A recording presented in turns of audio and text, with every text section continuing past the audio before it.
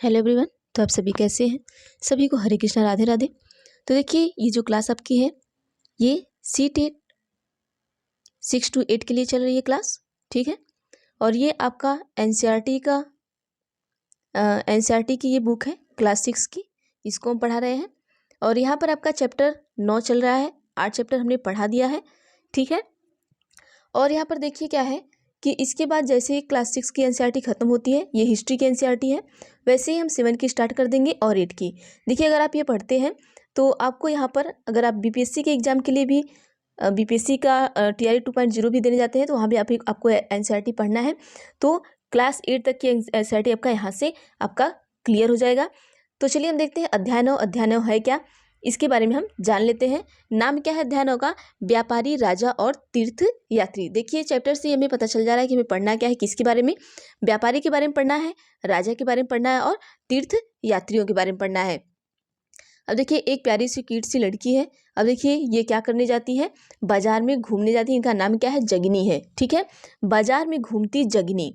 अब देखिए, जगनी क्या करती है? देखिए, जो NCERT के सारे चैप्टर हैं उसमें नाम बड़े अच्छे अच्छे हैं। देखिएगा आप सभी, क्लास 1 से क्लास 8 तक देखिएगा। और हमें इसका जो आपका प्लेलिस्ट है, मैं इसको प्लेलिस्ट में सारे वीडियो डाल दूंगी, आप वहाँ से देख लीजिएगा क्लास 1 से। चलिए, जगनी अपने गांव के मेले की आस लगाए बैठी थी। जैसे अभी आप लोगों ने भी मेला देखा होगा, इसी तरह जगनी भी आस लगाए बैठी थी। स्टील के चमकदार बर्तन, रंग बिरंगी प्लास्टिक की बाल्टियां, सूख के फूलों के प्रिंट वाले कपड़े, चाबी से चलने वाले मज़ेदार खिलौने उसे बहुत अच्छे लगते थे। इन चीज़ों को बेचने वाले दुकानदार बसों और ट्रकों पर आते थे और रात में अपना सामान समेट कर वापस ले कर चले जाते थे। जगनी को हैरानी होती थी कि ये लोग हमेशा इस तरह क्यों घूमते रहते हैं। उसकी माँ ने बताया कि वे लोग व्यापारी थे। वे चीज़ों को उन जगहों से खरीदते थे जहाँ बनाए जाते थे और फिर मेलों में बेचते थे। अब चाहिए देखते हैं व्यापारी के बारे में हम पढ़ते हैं। व्यापारी आखिर होते क्या है, किस तरीके से क्या सामान बेचते हैं, कहाँ से इनका सामान आता है और कहाँ पर ये पहुँचाते हैं। देखिए, व्यापार और व्यापारियों के बारे में हमें जानकारी यहाँ पर पढ़नी है। ये खूबसूरत बर्तन, ठीक है। अध्याय 8 में तुमने उत्तर के काले पॉलिश वाले बर्तन के बारे में पढ़ा है।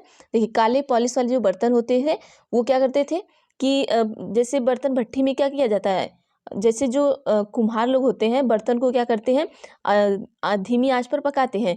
लेकिन ये जो हमारे काले बर्तन होते थे इसको क्या तेज आंच पे, मतलब अधिक आंच पे पकाया जाता था, तो जिससे बर्तन के नीचे क्या होता, काला पड़ जाता था।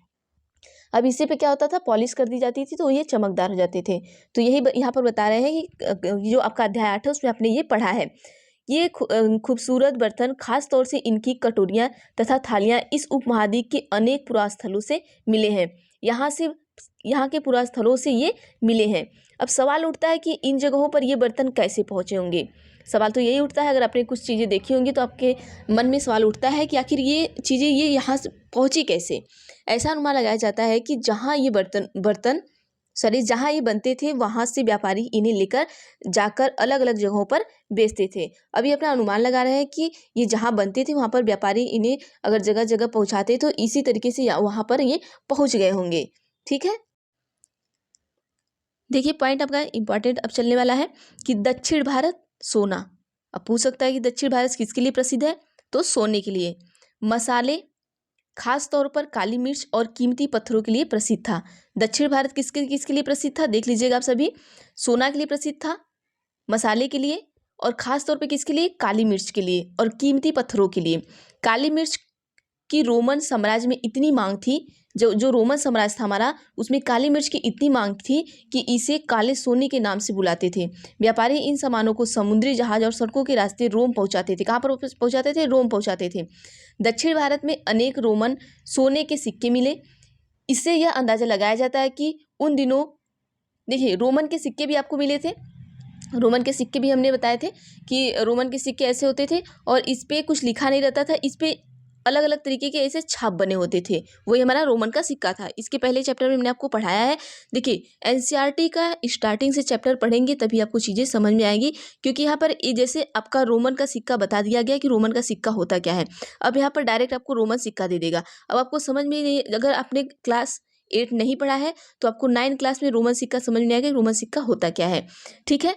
अब यहाँ पर क्या है, इससे अगर अंदाजा लगाया जाता है कि उन दिनों रोमन के साथ बहुत अच्छा व्यवहार चल रहा था, उन दिनों रोम के साथ बहुत अच्छा व्यवहार चल रहा था, इसलिए यहाँ पे जो है सिक्के क्या हो रहे हैं कि दक्षिण भारत में ऐसे अनेक सोने के सिक्के मिले। अब आइए अगला देखते हैं क्या है। व्यापार से जुड़ी एक कविता है, आइए इसको भी हम पढ़ लेते हैं कविता को फटाफट से। व्यापार के प्रमाण हमें संगम कविताओं में भी मिलते हैं। पूछ सकता है कि व्यापार के प्रमाण हमें किन कविताओं में मिलते हैं, तो संगम कविता में मिलते हैं। नीचे लिखी कविता में पूर्वी समुद्र तट पर स्थित पुहार पतन पर लाए जाने वाले माल का वर्णन मिलता है।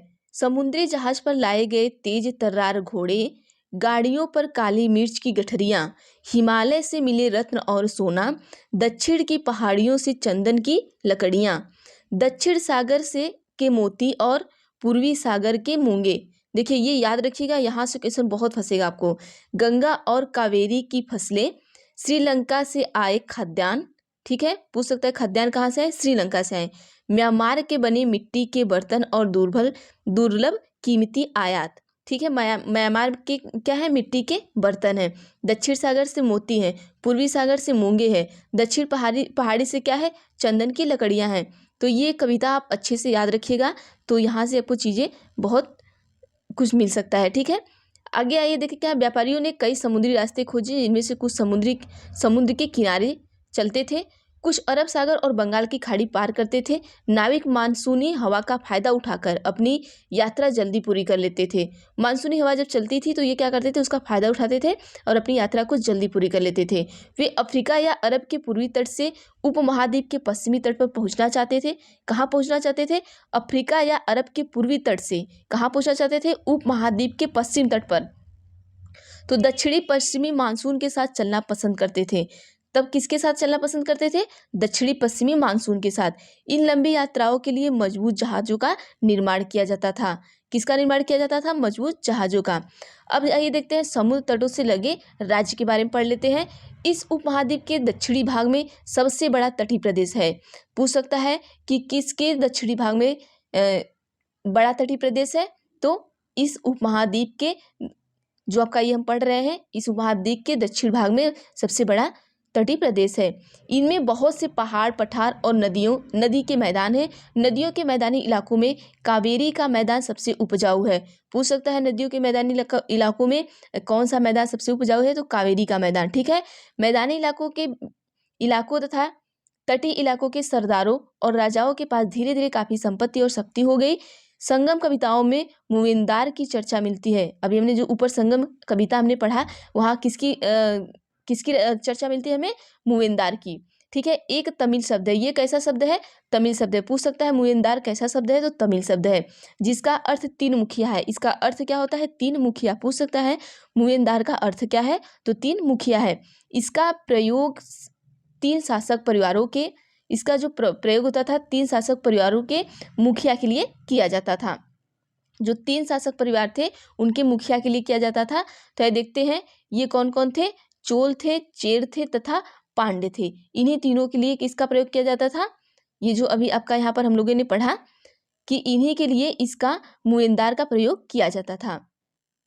एक सेकेंड, अब चलिए देखिए मानचित्र 7 पृष्ठ संख्या 105, जो करीब 2300 साल पहले दक्षिण भारत में काफी शक्तिशाली माने जाते थे। अब आइए देखते हैं यहाँ पर पृष्ठ संख्या आपका कितना है, 105, ये आपको 94 दिखा देते हैं आप सभी को।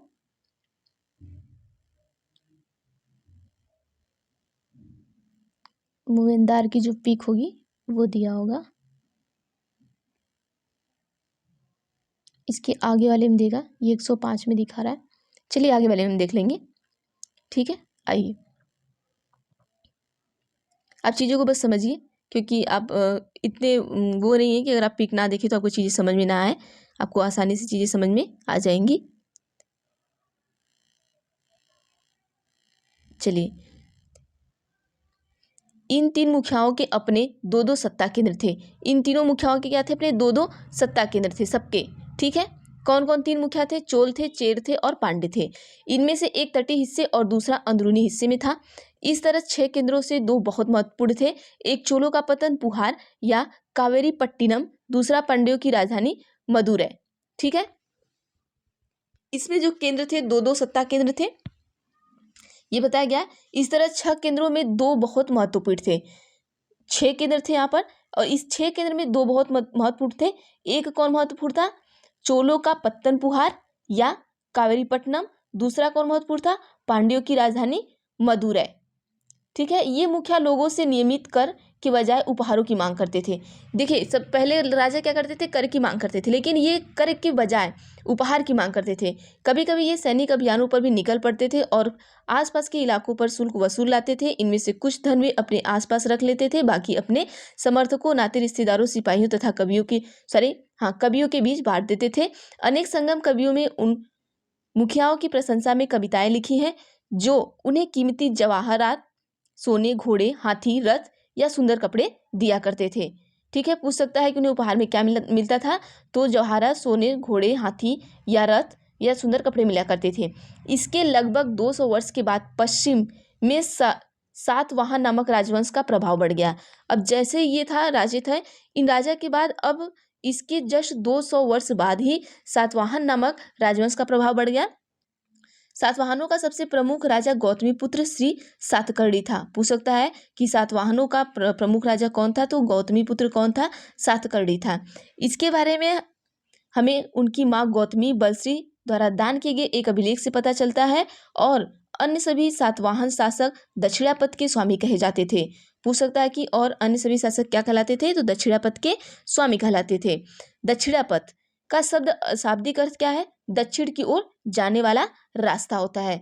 देखिए, पूरे दक्षिण के क्षेत्र के लिए यह भी नाम प्रचलित था। श्री सतकर्णी ने पूर्वी, पश्चिम तथा दक्षिणी तटों पर अपनी सेनाएं भेजी। आगे देखिए क्या है? रेशम मार्ग की कहानी। अब देखिए, एक आता है रेशम मार्ग। अब इसकी कहानी हम पढ़ते हैं क्या है। देखिए, अलग अलग उन्होंने रास्ता खोजा था, जैसा आपको पता था रेशम मार्ग है, समुद्री मार्ग है, इस तरीके से। तो हम पढ़ेंगे कौन सा? रेशम मार्ग। एक सेकेंड सभी रुकिएगा आप सभी।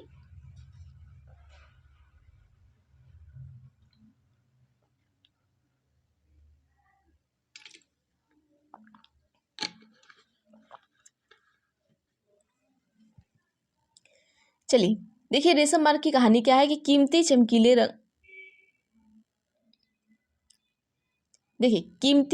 चमकीले रंग और चिकनी मुलायम बनावट की वजह से रेशमी कपड़े अधिकांश साम्राज्य में क्या माने जाते थे? बहुमूल्य माने जाते थे।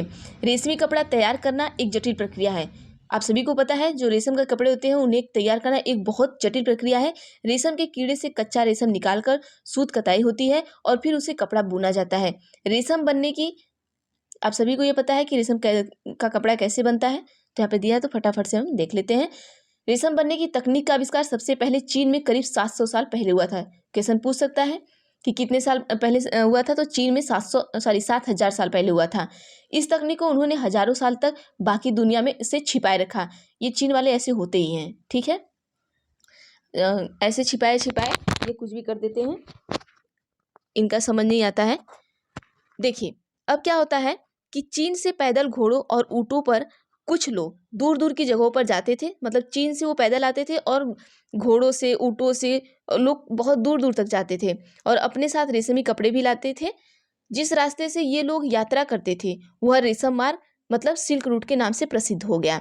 ठीक है, अब कभी कभी चीन के शासक ईरान और पश्चिमी एशिया के शासक को उपहार के तौर पर क्या करते थे? रेशमी कपड़े भेजते थे, और यहाँ रेशम के बारे में जानकारी और भी पश्चिम की ओर फैल गई। अब क्या है, जब वो उपहार देने लगे तब ये क्या जानकारी पश्चिम की ओर फैल गई।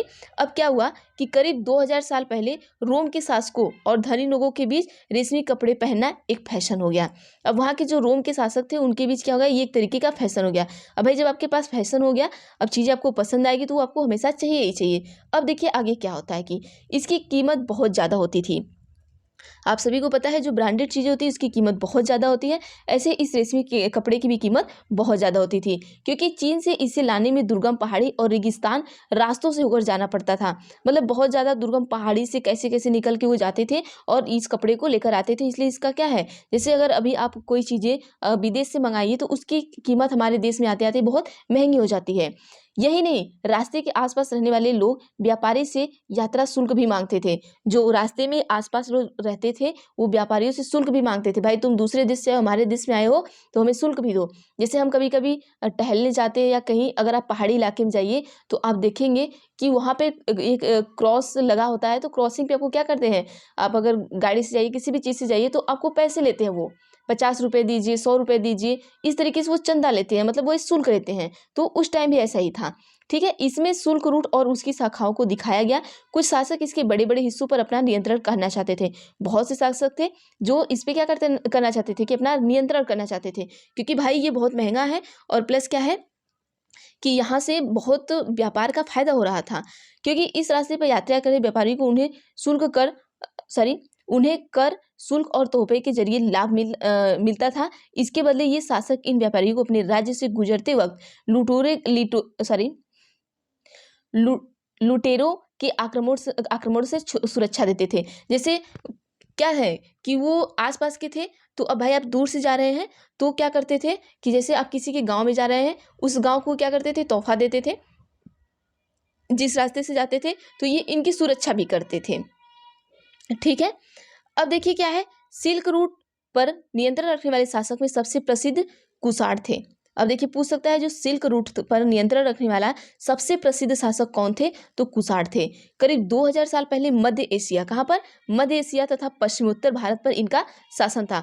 पूछ सकता है कि कुषाणों का शासन 2000 साल पहले किस पर था, मध्य एशिया पर था और क्या, पश्चिमोत्तर भारत पर था। पेशावर और मथुरा, कौन, पेशावर और मथुरा इनके दो मुख्य शक्तिशाली केंद्र थे। पूछ सकता है कुषाण के दो मुख्य शक्तिशाली केंद्र कौन कौन थे, तो पेशावर और कौन था, मथुरा था। तक्षशिला भी इनके ही राज्य का एक हिस्सा था। ठीक है, इनके शासनकाल में ही सिल्क रूट की एक शाखा मध्य एशिया से होकर सिंधु नदी के मुहाने के पतनों तक जाती थी। देखिए ये सब आप नोट करिएगा अपने कॉपी में। फिर यहाँ से जहाजों द्वारा रेशम पश्चिम की ओर से रोमन साम्राज्य तक पहुंचता था। जहाजों द्वारा रेशम कहाँ पहुंचता था, पश्चिम की ओर रोमन साम्राज्य तक, रोमन तक जाता था। उस महाद्वीप में सबसे पहले सोने के सिक्के जारी करने वाले शासकों में कुषाण थे। अब पूछ सकता है कि जो रोमन तक जाता था, जो रोमन में जो सबसे उपमहाद्वीप है, रोमन के उपमहाद्वीप में सबसे पहले सोने के सिक्के जारी करने वाले शासकों में कौन था, तो कुषाण था। ठीक है, सिल्क रूट पर यात्रा करने वाले व्यापारी इनका उपयोग क्या करते थे, जो सिल्क रूट पर यात्रा करते थे वो सोने के सिक्के का प्रयोग करते थे, क्योंकि अभी हमने ऊपर बताया कि जब आप वहाँ जाते थे तो लोगों को रास्ते में उपहार भी देना पड़ता था, कर भी देना पड़ता था, इस तरीके से। अब देखिए बौद्ध धर्म का प्रसार हमें पढ़ना है। अब बौद्ध धर्म का प्रसार क्या है, आइए पढ़ते हैं। कुषाणों का सबसे प्रसिद्ध राजा कौन था, कनिष्क था। ठीक है, अभी कनिष्क के बारे में हमने पढ़ा। उसने करीब 1900 साल पहले शासन किया। उसने एक बौद्ध परिषद का गठन किया। बौद्ध परिषद का गठन करने वाला कौन राजा था, कनिष्क था। ठीक है, जिसमें एकत्र होकर विद्वान महत्वपूर्ण विषयों पर विचार विमर्श करते थे। बुद्ध की जीवनी, बुद्ध चरित्र के रचनाकार कवि अश्वघोष घोष कनिष्क के दरबार में रहते थे। पूछ सकता है कि बुद्ध की जीवनी, बुद्ध चरित्र के रचनाकार कौन है, तो कवि अश्वघोष हैं। ठीक है, और कनिष्क ये रहते कहाँ थे, कनिष्क के दरबार में रहते थे। अश्वघोष तथा अन्य बौद्ध विद्वानों ने अपने संस्कृत में लिखना शुरू कर दिया था। ठीक है, अब यहाँ पर आइए, सांची के स्तूप के बारे में कुछ दिया है, इसको पढ़ लेंगे फिर इधर पढ़ेंगे। सांची के स्तूप का एक मूर्ति चित्र है। यहाँ इस वृक्ष और उसके नीचे के खाली आसन को देखो। मूर्तिकारों ने यह बताने के लिए खुदाई करके यह मूर्ति बनाई गई कि बुद्ध के ज्ञान की प्राप्ति इसी वृक्ष के नीचे बैठकर ध्यान करते हुए हुई। अब देखिए सांची के स्तूप के नीचे देखिए ये बनाया गया है, यहाँ पर देखिए यही है ना, यहाँ पर देखिए पीपल का, ये पीपल का ऊपर पेड़ बनाया गया है। यहाँ पर इन्होंने सिंहासन बनाया है। यहाँ पर कहा कि यहीं पर इनको बुद्ध को ज्ञान प्राप्त हुआ था। अब आइए आगे देखते हैं क्या है। इस समय बौद्ध धर्म की एक नई धारा महायान का विकास हुआ। जब कुषाण वंश यहाँ पर कुषाण राजा चल रहा था उसकी वहाँ पर पढ़ रहे हैं। ठीक है, इसकी दो मुख्य विशेषताएं थी। पहले मूर्तियों में बुद्ध की उपस्थिति सिर्फ कुछ संकेतों के माध्यम से दर्शाई जाती थी, और फिर क्या हुआ कि यहाँ पर मिसाल तौर पर उसके निर्वाण प्राप्ति की पीपल के पेड़ की मूर्ति दर्शाया जाता था। अब बुद्ध की प्रतिमाएं बनाई जाने लगी। इनमें से अधिकांश मथुरा में तो कुछ तक्षशिला में बनाई जाने लगी। देखिए कुछ तक्षशिला में और कुछ मथुरा में बनाई जाने लगी। अब आइए देखते क्या होता है। व्यापार के बारे में पढ़ना है तो बुद्ध के बारे में सब कुछ बनाने लगे। फिर ये व्यापार भी करते होंगे ना, जैसे कि अब कुछ तक्षशिला में बना है, कुछ आपके मथुरा में बना है, तो ये व्यापारी जो करते थे एक जगह से दूसरे जगह तक इन मूर्तियों को लेके जा भी करते होंगे। तो आइए देखते आगे क्या है। दूसरा परिवर्तन बोधिसत्व में आस्था को लेकर आया। बोधिसत्व तो उन्हें कहते हैं, देखिए बोधिसत्व किसे कहते हैं, जो ज्ञान प्राप्ति के बाद एकांतवास करते हुए ध्यान साधना कर सकते थे, लेकिन ऐसा करने की बजाय वे लोगों को शिक्षा देने मदद करने के लिए सांसारिक परिवेश में ही रहना ठीक समझने लगे। धीरे धीरे बोधिसत्व की पूजा काफी लोकप्रिय हो गई। पूरे मध्य एशिया, चीन और बाद में कोरिया तथा जापान तक ये क्या हुई, फैल गई। ठीक है, अब आइए देखते हैं बौद्ध धर्म का जो प्रसार पश्चिमी और दक्षिणी भारत में हुआ। इनका प्रसार कहाँ हुआ, पश्चिम और दक्षिण भारत में हुआ, जहाँ बौद्ध भिक्षुओं के रहने के लिए पहाड़ों में दर्जनों गुफाएं खोदी गई। इसके पहले जब हम चैप्टर पढ़ाए थे तो जो भिक्षु और भिक्षुणी रहते थे वो पहाड़ों में भी गुफाएं खोदते थे। क्यों खोदते थे, क्योंकि आप सभी को पता है कि जब ये ज्ञान देने जगह जगह जाते थे या भिक्षा मांगने जाते थे तो बारिश के समय क्या होता था, इन्हें बहुत दिक्कत होता था, तो ये जहाँ रहते थे उसी साइड ये रुक जाया करते थे, और जब भिक्षा उक्षा मिल जाती थी, सब कुछ हो जाता था, तब ये वहाँ से वापस आते थे। तो इसीलिए इनके लिए जगह जगह ये चीज़ें बना, मतलब कि एक तरीके से इनका आसन कह सकते हैं, निवास स्थान बनाया गया था। आगे क्या है कि इनमें से कुछ गुफाएं राजा और रानियों के आदेश पर बनाई गई, तो कुछ व्यापारी तथा कृषकों द्वारा बनाई गई। ठीक है, इनमें से ज्यादातर गुफाएं पश्चिम घाट के दर्रों के पास बनाई गई थी। इसके पहले जो चैप्टर में पढ़ाए थे हम, ये सारा वहाँ पर आया था। दक्कन के शहरों और तटों के समुद्र बंदरगाहों और इन्हें जोड़ने वाली सड़कें भी इन्हें दर्रों से होकर गुजरती थी। ऐसा लगता है कि यात्रा करने वाले व्यापारी इन गुफाओं वाले मठों में विश्राम करने के लिए रुकते थे। जो यात्रा करने वाले व्यापारी थे, देखिए ये तो उनके लिए बनाई गई थी, जो गुप्त काल में भिक्षु भिक्षुणियाँ थे, लेकिन अब ऐसा मान जा रहा है कि ये जो गुफाएं हैं इसमें जो व्यापारी थे वो मठों में विश्राम करने के लिए रुकते भी थे। बौद्ध धर्म दक्षिण पूर्व की ओर श्रीलंका, म्यांमार, थाईलैंड तथा इंडोनेशिया सहित दक्षिण पूर्व एशिया के अन्य भागों में भी फैला। कहाँ कहाँ बौद्ध धर्म फैला, आप सभी देख लीजिएगा और ध्यान दीजिएगा इसका। अब देखिए बाएं में मथुरा, देखिए बाएं मथुरा में बनी बुद्ध की एक प्रतिमा का चित्र, दाएं तक्षशिला में बनी बुद्ध की प्रतिमा का एक चित्र। देखिए यहाँ पर है, एक तक्षशिला में बनी है और एक क्या है आपके मथुरा में बनी है। यहाँ बुद्ध की प्रतिमा देख लीजिएगा। इन चित्रों को देखकर बताओ, चित्रों को, कि आप इनके बीच क्या क्या समानताएं हैं और क्या क्या विभिन्नताएं हैं। आप यहाँ पर देख सकते हैं, चित्र को एक बार से देख लीजिए। ये देखिए, देखिए एक पर ये आसन पर बैठे हैं, एक पर ये खड़े हुए हैं, और अलग अलग से इसमें विभिन्नताएं आप निकाल सकते हैं इस तरीके से। चलिए आगे पढ़ते हैं। काल की गुफा महाराष्ट्र में है, कार्ले की गुफा। इसके पहले भी कार्ले की गुफा आई थी। चलिए, थेरवाद नामक बौद्ध धर्म का आरंभिक रूप इन क्षेत्रों में कहीं अधिक प्रचलित था। देखिए पृष्ठ 100 पर एक बार फिर पढ़ो। क्या तुम बता सकते हो कि बौद्ध धर्म इन इलाकों में कैसे फैला होगा। अब आइए देखते हैं क्या है तीर्थयात्रियों की जिज्ञासा। जो तीर्थयात्री थे उनकी जिज्ञासा क्या है, अब उनके बारे में हम पढ़ेंगे। अभी तो हमने किसके व्यापारिक बारे में पढ़ा, ठीक है। उसके बाद किसके बारे में पढ़ा हमने, जो व्यापारी कर वगैरह देते थे उनके बारे में पढ़ा। अब यहाँ पर हम पढ़ेंगे तीर्थयात्रियों के बारे में। व्यापारी काफिलों में तथा जहाजों पर दूर दूर जाया करते थे। बहुत से तीर्थयात्री भी उनके साथ यात्रा पर निकल पड़ते थे। जैसे व्यापारी है, बहुत दूर दूर जा रहे हैं, तो जिन्हें तीर्थ यात्रा करना है वो व्यापारी के साथ निकल जाया करते थे। तीर्थयात्री आखिर होते कौन है। देखिए तीर्थयात्री वे स्त्री पुरुष होते हैं जो प्रार्थना के लिए पवित्र स्थानों की यात्रा किया करते हैं। तीर्थयात्री मतलब कि जो पवित्र स्थान, मंदिर, मस्जिद, इन सब में जाते हैं वही क्या होते हैं, हमारे तीर्थयात्री होते हैं। तो ये व्यापारियों के साथ निकल जाया करते थे। इसी तरह भारत की यात्रा पर आया चीनी बौद्ध तीर्थयात्री।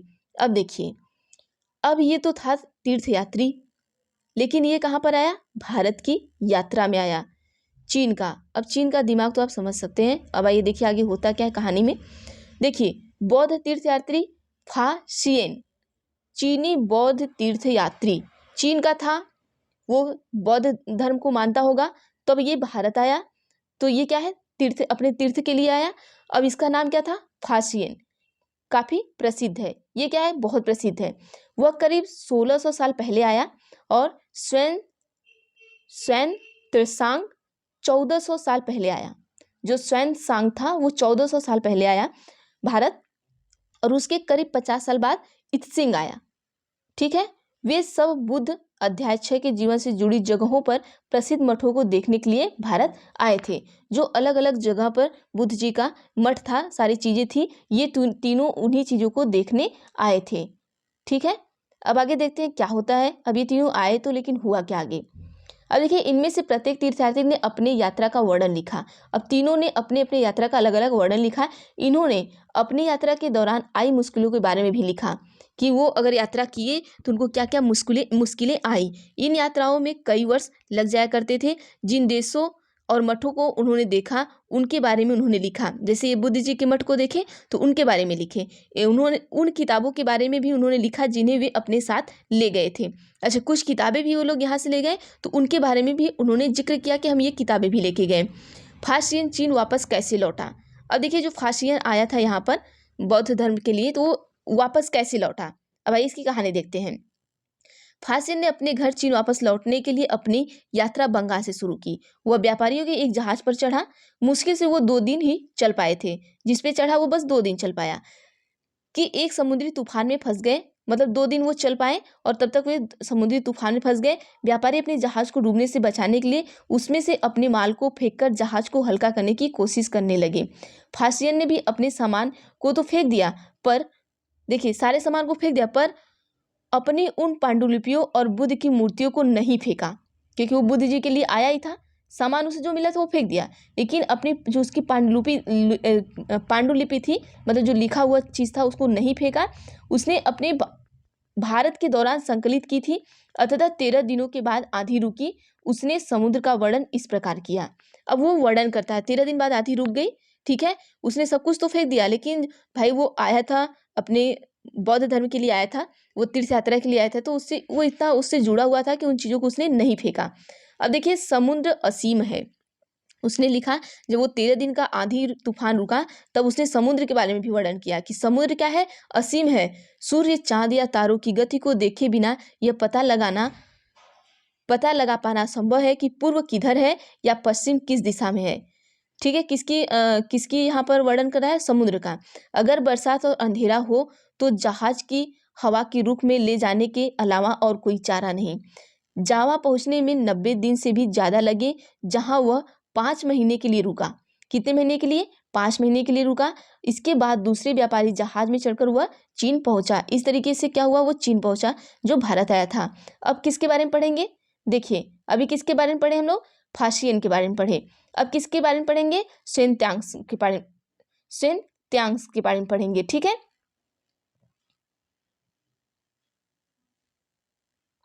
अब देखिए, xuanzang भूमार्ग से, ठीक है, कौन, xuanzang भूमार्ग से उत्तर पश्चिम और मध्य एशिया होकर चीन वापस लौटा। अब देखिए, इन लोग के नाम ऐसे कि नाम लेने में भी इधर उधर हो जा रहा है। अब देखिए यहाँ पर क्या है कि ये क्या हुआ कि चीन वापस लौटा, कौन, xuanzang। अब इसमें क्या होगा, उसने सोने, चांदी और चंदन की लकड़ी बनी बुद्ध की मूर्तियां तथा 600 से भी ज्यादा पांडुलिपियां एकत्र की थी। अब देखिए अपने पास उसने क्या क्या रखा था। जब उसे चीन वापस लौटा तो xuanzang क्या क्या लिया था, 600 से भी ज्यादा उसके पास पांडुलिपियां थी, मतलब जो उसने लिखा था। इन्हें वह लगभग 20 घोड़ों पर लाद कर ले गया। सोचिए, 20 घोड़े उसके पास थे, उस पर लादा और लेके गया। इसमें से 50 पांडुलिपियां उस समय खो गई, और उसी टाइम 50 पांडुलिपियां, भाई 20 घोड़े तो 20 घोड़ों को देखने वाला भी तो चाहिए, और उसमें से कहीं गिर गई होंगी या कहीं वो खो गई। जब सिंधु नदी पार करते हुए उसकी नाव उलट गई। अपने जीवन की बाकी हिस्सा उसने बची हुई पांडुलिपियों की संस्कृत से चीनी अनुवाद में करने में लगा दिया। देखिए, जब उसकी नाव जब पलट गई थी तो उसी में क्या हुआ, पांडुलिपि खो गई, और फिर बाकी की जितनी उसकी पांडुलिपियां थी तो उसका जो अनुवाद था वो संस्कृत से चीनी अनुवाद करने लगा, क्योंकि वो जो संस्कृत में लिखा हुआ था अब वो चीनी अनुवाद करने लगा, और उसमें ही अपनी सारी जिंदगी उसने बिता दिया। ठीक है, अब 600 भाई ले गया है, जिसमें से 85 खोई तो 550 तो बची ना, 550 बहुत होती हैं। अब आइए, नालंदा शिक्षा का एक विशिष्ट केंद्र है ये, ठीक है। अब देखिए, xuanzang तथा अन्य तीर्थयात्रियों ने उस समय के सबसे प्रसिद्ध बौद्ध विद्या केंद्र कौन है, पूछ सकता है कि सबसे प्रसिद्ध बौद्ध विद्या केंद्र कौन है, नालंदा। नालंदा कहाँ पर है, बिहार में है, में अध्ययन किया। उसने नालंदा के बारे में इस प्रकार लिखा। उसने नालंदा पर भी कुछ लिखा, कौन, xuanzang ने लिखा। उसने कहा कि यहाँ के शिक्षक योग्यता तथा बुद्धि के सबसे आगे हैं। बुद्ध के उपदेश वह पूरी ईमानदारी से पालन करते हैं। मठ के नियम काफी सख्त हैं, जिन्हें सबको मानना पड़ता है। पूरे दिन वाद विवाद चलते ही रहते हैं, जिससे युवा और वृद्ध दोनों ही एक दूसरे की मदद करते हैं। विभिन्न शहरों से विद्वान लोग अपने शंकाएं दूर करने यहाँ आते हैं। नए आगंतुकों से पहले द्वारपाल ही कठिन प्रश्न पूछते हैं। देखिए, जो आगंतुक होते हैं उनके पहले द्वारपाल ही उनसे कठिन प्रश्न पूछते हैं। उन्हें अंदर जाने की अनुमति तभी मिलती है जब वे द्वारपाल को सही उत्तर दे पाते हैं। 10 में से 7-8 सही उत्तर नहीं दे पाते। देखिए, अगर 10 गए हैं तो उसमें से 1-2 ही सही उत्तर दे पाते थे। देखिए, xuanzang नालंदा में क्यों पढ़ना चाहता था, आप सभी कारण बताइए। देखिए, क्योंकि उसने ऊपर अपना बता ही दिया कि क्या क्या चीजें हैं नालंदा की। भक्ति की शुरुआत कहाँ से हुई, हम इसके बारे में पढ़ेंगे। चलिए, देखिए, इन्हीं दिनों देवी देवताओं की पूजा का चलन शुरू हुआ। बाद में हिंदू धर्म की यह प्रमुख पहचान बन गई। इनमें शिव, विष्णु, दुर्गा जैसे देवी देवता शामिल हैं। इन देवी देवताओं की पूजा भक्ति परंपरा के माध्यम से की जाती थी। भक्ति उस समय काफी लोकप्रिय परंपरा बन गई। किसी देवी या देवता के प्रति श्रद्धा को ही क्या कहा जाता था, भक्ति कहा जाता है। भक्ति के पथ सबके लिए खुला था, चाहे वह धनी हो, गरीब हो, ऊंची जाति का हो, नीची जाति का हो, स्त्री हो या पुरुष हो। अब आइए अगला हम देखते हैं भक्ति मार्ग की चर्चा। देखिए, भक्ति मार्ग की चर्चा हिंदुओं के पवित्र ग्रंथ भगवत गीता में की गई है। पूछ सकता है क्वेश्चन यहाँ से आपको, भगवत गीता महाभारत का एक हिस्सा है। पूछ सकता है कि भगवत गीता जो है किसका एक हिस्सा है, तो महाभारत का है। इससे भगवान कृष्ण अपने भक्त और मित्र अर्जुन के सभी धर्मों को छोड़कर उनकी शरण में आने का उपदेश देते हैं, क्योंकि केवल कृष्ण ही अर्जुन की सारी बुराइयों से मुक्ति दिला सकते हैं। पूजा का यह रूप धीरे धीरे देश के विभिन्न भागों में फैलने लगा। भक्ति मार्ग अपनाने वाले लोग आडंबर के साथ पूजा पाठ करने के बजाय ईश्वर के प्रति लगन और व्यक्तिगत पूजा पर जोर देते थे। अब आगे आइए देखते हैं। भक्ति मार्ग अपनाने वाले का यह मानना था कि अगर अपने आराध्य देवी या देवता की सच्चे मन से पूजा की जाए तो वह उसी रूप में दर्शन देंगे जिससे भक्त उसे देखना चाहते हैं, जिसमें क्या करते हैं, भक्त उन्हें देखना चाहते हैं। इसलिए आराध्य देवी या देवता मानव के रूप में भी हो सकते हैं या फिर सिंह, पेड़ या किसी अन्य रूप में भी हो सकते हैं। जैसे जैसे इस विचार को समाज द्वारा स्वीकृति मिलती गई,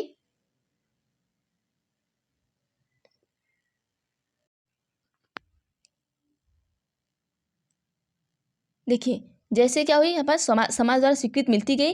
कलाकार देवी देवताओं की एक से बढ़कर एक खूबसूरत मूर्तियां तैयार करने लगे। अब वे अपने मन से एक एक अलग अलग सी मूर्तियां तैयार करने लगे, क्योंकि उनका क्या था, वो जिस रूप में चाहते थे कि भगवान हमें दिखाई दे, वो सोचते थे कि भगवान हमें उसी रूप में दर्शन देंगे, तो वो अपने मन से क्या करते थे, मूर्तियों को तैयार करने लगे। अब भक्ति क्या है, हम देख लेते हैं यहाँ पर।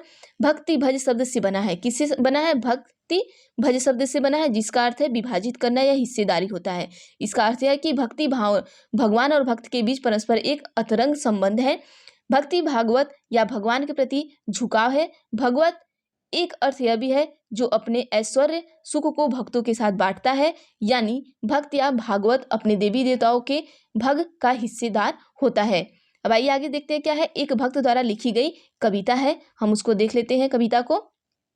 अधिकांश भक्ति साहित्य में हमें यह बताते हैं कि धन, ऐश्वर्य या ऊंचे पद पर के जरिए कभी ईश्वर से आत्मीयता नहीं बन सकती। ठीक है, बहुत से लोग ऐसे बताते हैं कि धन, ऐश्वर्य, ऊंचे पद, अभी भी लोग ऐसे कहते हैं।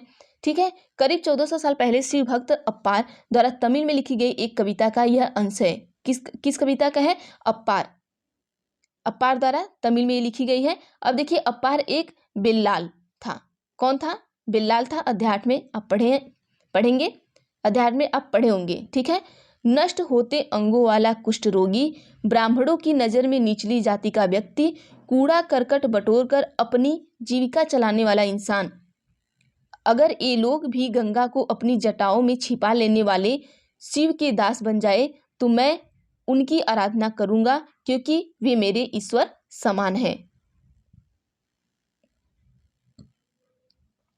अब आगे क्या है कि देवी देवताओं का विशेष सम्मान होता था, इसलिए विशेष जगहों पर ही इनकी मूर्ति को रखा जाता था। मतलब इनका इतना सम्मान होता था कि एक विशेष जगह पर, हर जगह इनकी मूर्ति को नहीं रखा जाता था।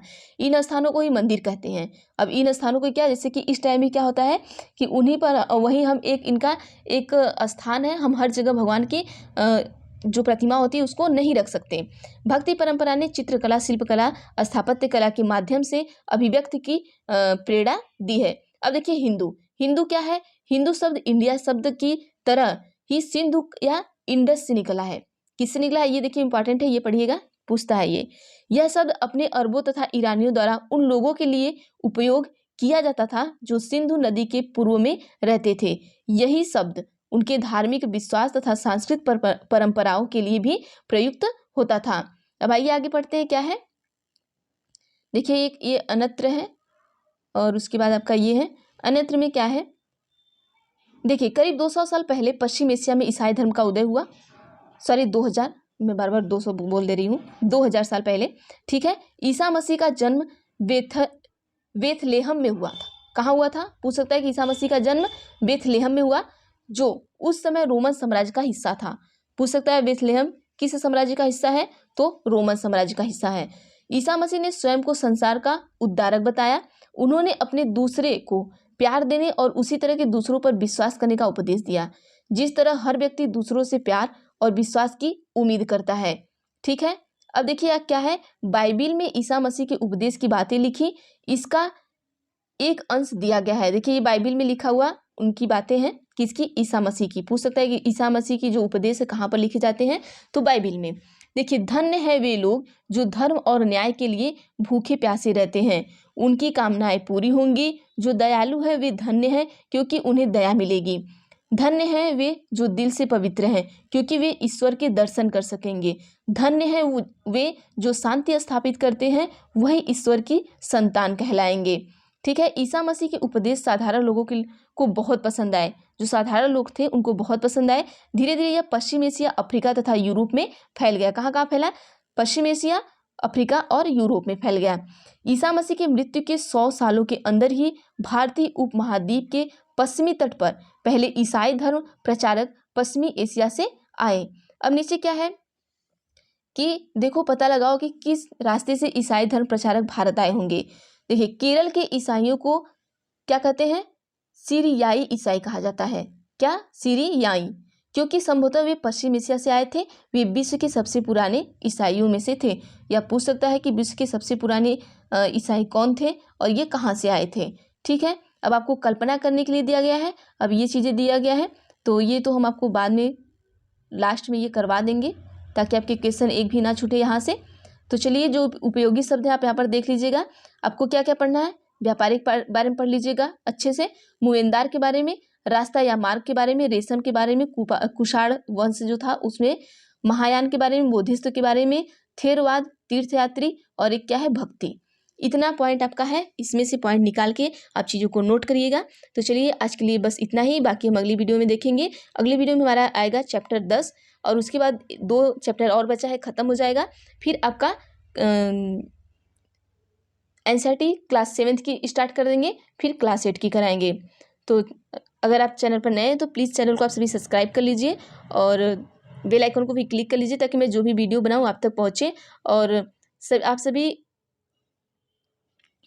वीडियो को लाइक भी कर दिया करिए, क्योंकि अगर वीडियो आपको अच्छी लगी तो प्लीज़ लाइक किया करिए, क्योंकि आपके लाइक से हमें पैसे नहीं मिलते हैं। अगर मैं इतना मेहनत कर रही हूँ आपके लिए तो एक लाइक तो बनता है, आप इतना तो कर ही सकते हैं। बाकी आपकी मर्जी, वीडियो अच्छी लगी तो लाइक करिए या ना करिए, कोई ज़बरदस्ती नहीं है। बस हाँ, अगर आपको अच्छा लगे तो आप कर सकते हैं। तो थैंक यू एवरीवन।